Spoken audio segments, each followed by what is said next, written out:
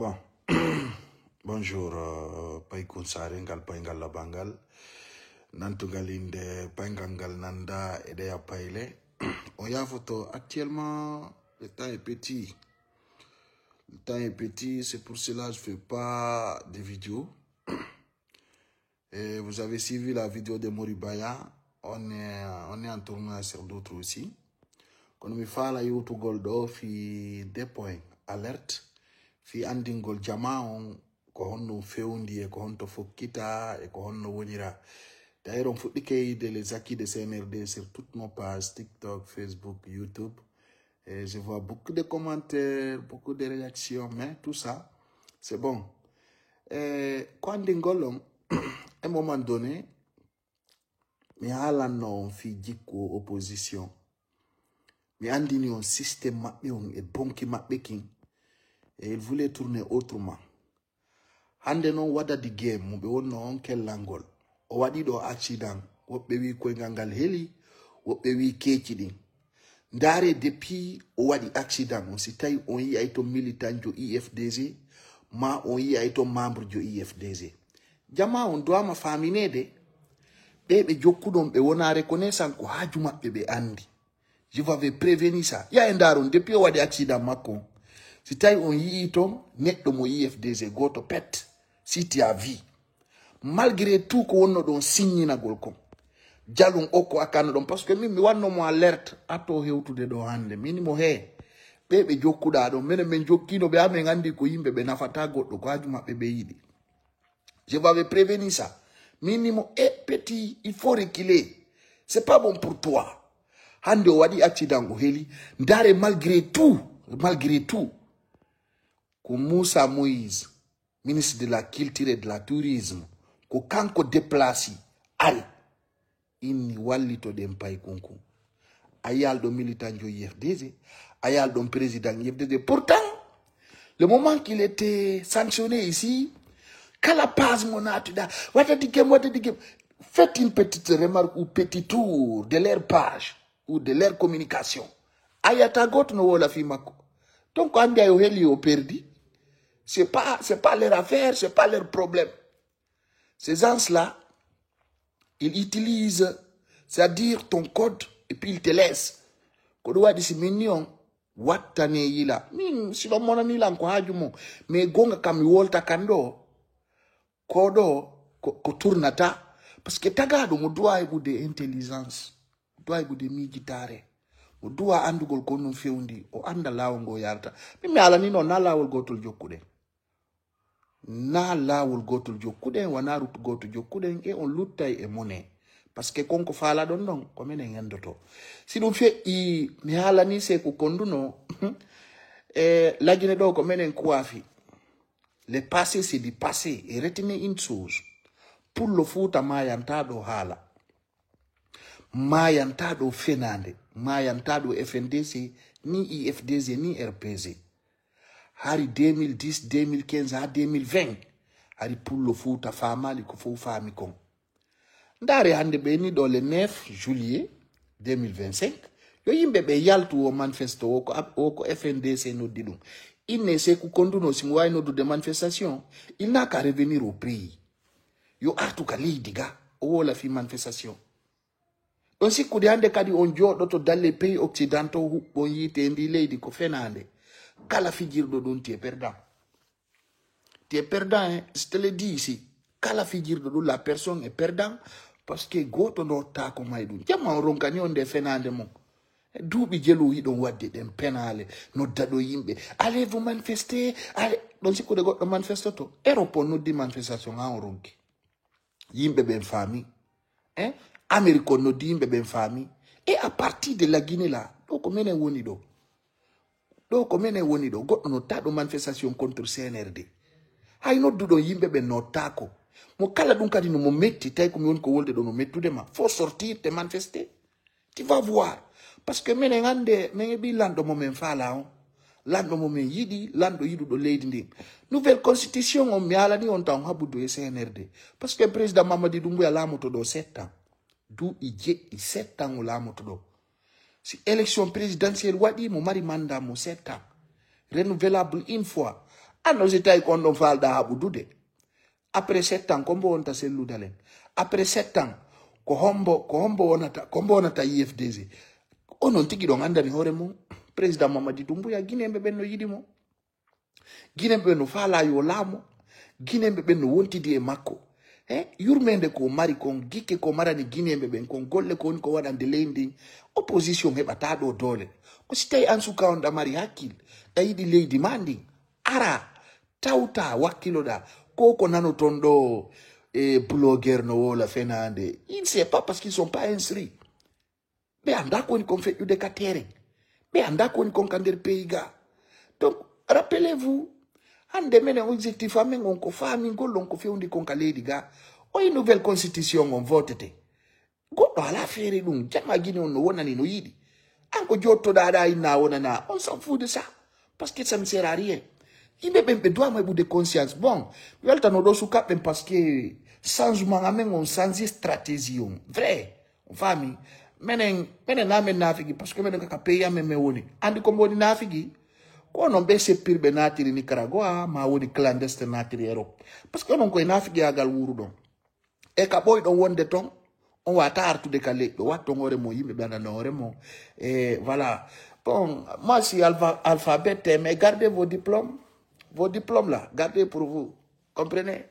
Nous, on n'a pas de diplôme, mais quand on a un diplôme, c'est ça le plus important. On a marre de diplôme, mais chef quartier, on a chef secteur.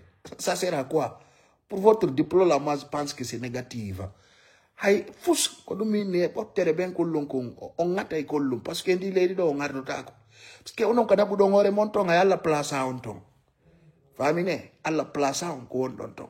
Donc, on doit dire son de mon quand mi fala on alangol nouvelle constitution jama on accepté FNDC no dian de manifestation daru ville de Conakry daru action fo no neti no jabi ino respecti to sikude yimbe ben jokkana on do yima ama penale to sikude yimbe ben no marani on tang o fenande mon don sikude ande kadi on jokkay do waro yimbe ben ça c'est fini ande kadi on notado manifestation goddo yalta dum ko de deux yimbe ben nanata ordre bon dim parce que ko yimbe fenande be kon na FNDC jodor ta France il appelle la manifestation asi kay kanko ni président de la République de la Guinée c'est un grand acteur de Nollywood c'est-à-dire c'est un acteur qui joue auto-série asi ko nga jotto France ina do goddo on appelle la manifestation dans des territoires de la Guinée nyanyare. Il y a bien des cas de l'OPAC des pénales, vous les leaders là, qui ont pris fuite, qui ont parti ailleurs, ils nous goldo yimbe au manifesto. L'année qu'on a écrit de Jama en famille, Jama en fond, nous esprit CNRD, donc personne ne s'est manifesté ici. Amine, c'est-à-dire c'est qu'on doit avoir des mandats dépôt même. Na un mandat d'arrêt, mandat dépôt doit avoir des. Si Koudengi Magara il fait n'andivino Marsado, ça c'est fou ça. Personne ne se manifeste ici. Donc Guinée me ben famille, c'était notre objectif de sensibiliser la jeunesse et le faire comprendre c'est quoi la vision de CNRD et son président, son excellence général Mamadi Doumbouya. Mais dans un pays ga, mais dans andi comme un commandi. Donc comme un inata hunde wada. Dekadi pour le foot mayanta do politique maya do leader o fenande o ko jodo da ko wada affaire mara bolé gang fenande wadu gol nafigi agal nous y a pas de négociation. Il n'y a pas de négociation, on ne vous prend pas ça. Parce que il me ben doit ma famille de ko moné lenyongol be woni be goto utiliser altina pour le foot. Depuis 1958 à nos jours, que pour le foot on a sacrifié waré, pillé, détruisé fenane daine e jogiti do mo goto be na ko pour le futa on la maki enen fop de lami ande den ka primature de jogiti département de bourse mi kono fala do iden tawa stratégie din fop iden tawa plan din fop qu'est-ce que vous voulez qu'on vous donne quoi pouvoir ko da pété wana ko hoccete den jetti tout yimbe lay fu beno hikki yeso men et puis moi ce qui me fait mal ayatado leader jono yaltina bi dom hande ayatado fédéral jo bi dom no wara mais regardez ando yibi do fode usu Fofana no yaltina do fi manifestation awola te benama nos enfants sont apolitiques arrêtez c'est ku kondo no wondo no de do manifestation Hay Dakar ou sous stade, il est toujours en camouflage. Il n'ose pas de sortir. Lui, il peut appeler la manifestation en Guinée. Si Kédo ne marche pas, il sauf une terre. Les bornés du monde, ça ne marche plus. Doumbouya n'est pas votre camarade. C'est un homme à respecter. C'est-à-dire, l'homme a des disciplines. Il vous connaît. Ko Allah walli, président Mamadou Doumbouya au sortien, et ngunga ngungu benaduno emeng. Pour le foot, non pas mata, ayande kanyum, no sikude, mais mona na kyo, c'est comme vous le cool de Fernande. Sortez, vous allez vous manifester, vous allez comprendre. Ils vont vous mater. Ils vont vous mater à la dernière énergie. Donc, à la pagaille. Kala yantu do yi manifesto. Et c'est que tu as confirmé. So maintenant, il y a fait etakon. C'est que les men joto bon non di lady. Parce que on ni don sikude. On wada ila gine do kala ko faal don. Sikude di lady la maka. God do yaltu do hors de discipline. La personne va voir la suite. Donc, comme il fala yo to gol. Suka fo doa ma jetu de hande. Exemple e wada di game. Wadi do accident go heli hande wadi bal etati. Yai dara saya don opposant jono woli hude wotere. Ayata na communica mappe. C'est-à-dire hay wada ngol mo kanyo tum faddu ko ida ay men sito no frère jo hebi Allah no yidi lam Allah no yidi kala jokkudo président Mamadi Doumbouya jokki pay ko sare Allah no yiduma. Imagine bamba na goddo fewdo satti wada accident hela ayaw go lando ma si utti lando ma si utti hay dum be wadali do be no boni et puis be no halka no vraiment Allah sofini opposant guinéen hay yaw gol ndara moyna ko ngal butti tawata hande ko Moussa Moïse Silla imoto ya ina men yetti chargement kala ko wadete men waday au nom du président de la République. On a vu certains dire que nos des artistes, des présidents qui ne sont pas de la Guinée. On a vu vos commentaires, mais on a dit ben artiste des problèmes. Parce que si artiste yo iwi Guinée do, ya imani président yo pays go. On yetti donc on supporte l'avenir de l'artiste là, vous-même vous allez voir parce que on se connaît dans ce pays. Et what on tourne alerte. Vous les mettez dans les dangers. Et l'avenir vous dira. Parce que ce n'est pas aujourd'hui que vous allez capter ça. Mais 1 an ou 6 mois, c'est là-bas que vous allez comprendre. Parce que Yahogol Bambana Goddo Achamomuntunko et Nafidia Galtawa. Mais l'avenir vous dira. Notez bien cette partie. Je vous dirai la suite. Tôt ou tard, vous-même, vous allez comprendre de quoi je parle. De quoi je parle ici. Enfin, mais. Hein? De quoi je vous parle ici. Donc, Fandin Kina Goldo Kanyon, Lady Mundi Moya, Lady Imbego Moyi. Tu vas comprendre. Le temps est le meilleur. La Guinée, le président Mamadi Doumbouya va vous surprendre. C'est-à-dire qu'il va vous faire une grande surprise. Parce que le président, il a une grande vision. C'est un président qui travaille. C'est un président qui aime la Guinée et qui n'a pas de la position ethnique. Donc, nous devons faire Mougol. Yalte koyaki le mon Fernando, don fandi. Qui don fandi et puis on anda ko fala don. Menendare, ya ndaro video mo mi lakpa di Moribaya. Ya yon don port de Moribaya. Beaucoup de personnes même sont étonnées. Je vois des Burkinabés, des Sénégalais et d'autres et d'autres. Mais mi jomongong, on ko fala non donc. C'est pas que ça sera en prison ou ça ne marche pas parce que c'est pas vous qui êtes là. Donc, maintenant, le président Mamadi Doumbouya, mais Jokai, mais Lamina, mais Wallamu. Andite, il don Joki, et ko pefa la kon. Enfin, mais. Donc, mes réalités, j'ai une réalité du pays, on adore. Vous allez rien comprendre, les choses viendra, vous allez comprendre avec le temps. Ah, ndebe Jokali Godon, Tigiyari, Alhamdulillah, Rabbil Alamin.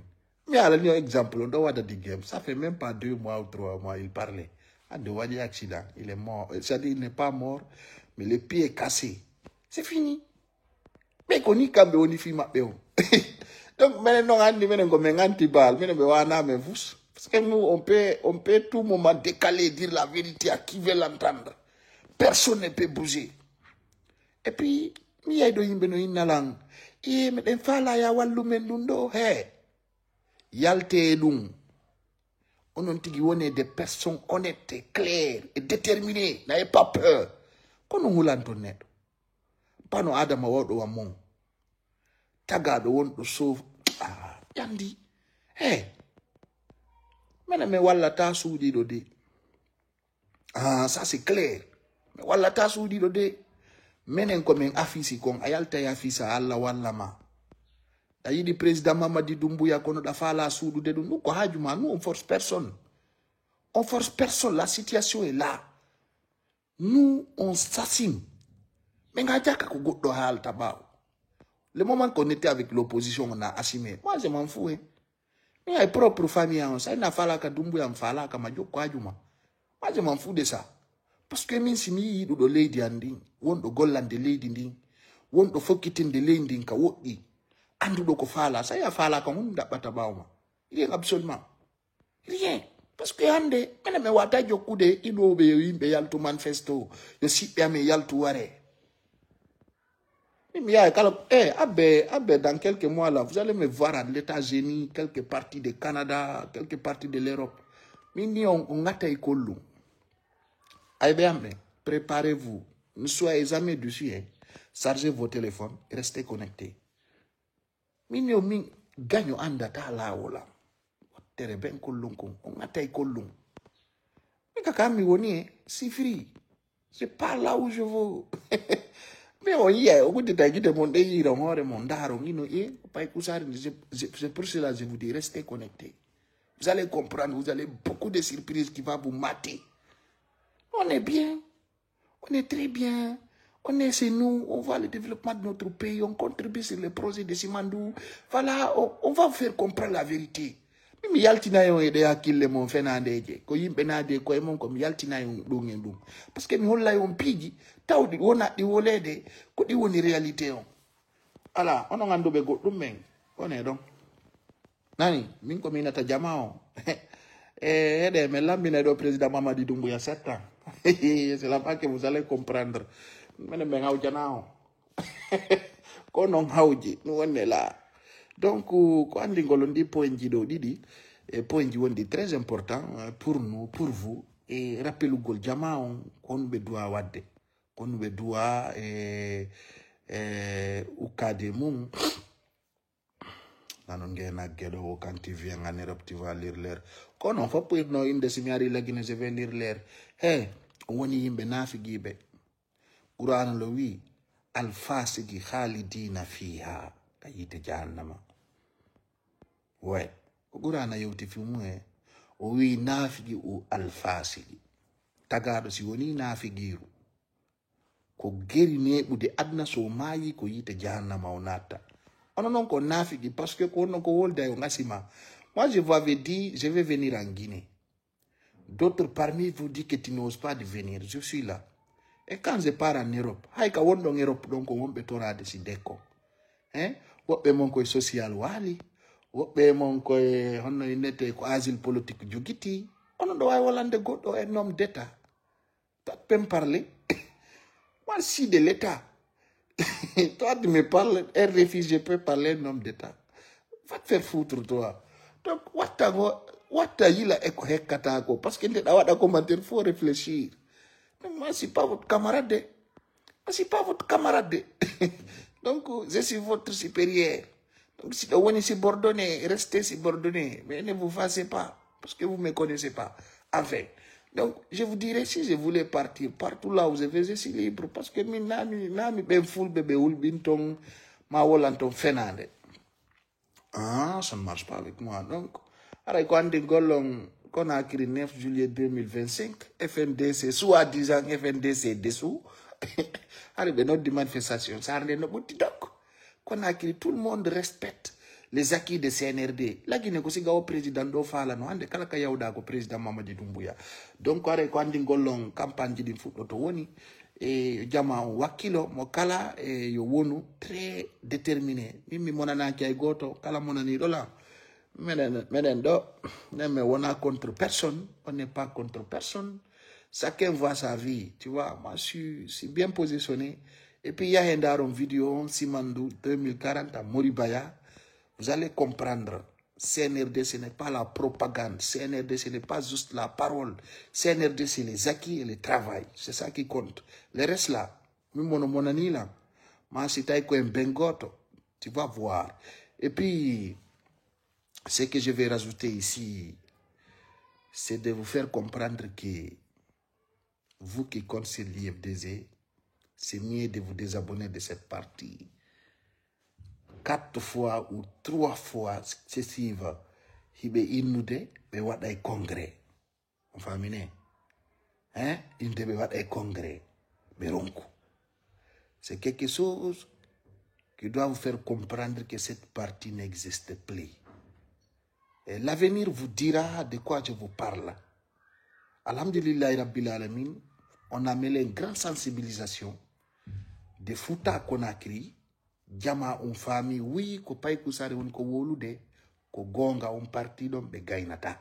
Ko alhamdulillah, parce que c'est une stratégie di holla diding e gonga kan e ko webitana Jama au niveau des réseaux, on no doit jonu de Jama on hakil fenande lamenta.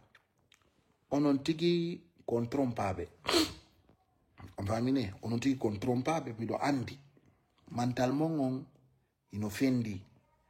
Mais d'ici 2 ans, d'ici 2028, vous allez comprendre de quoi je vous parlais.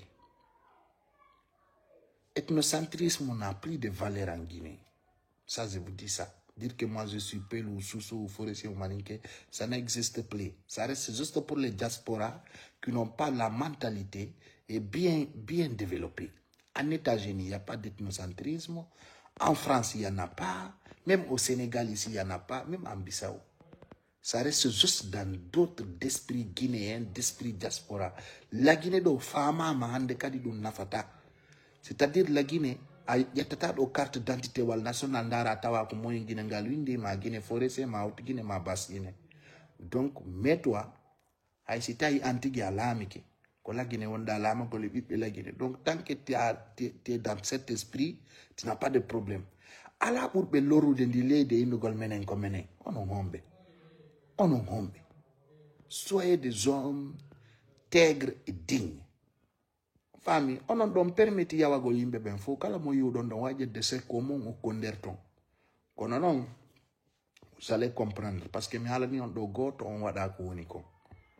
Do mo kala wakila ni hore mun hewti ka woni don.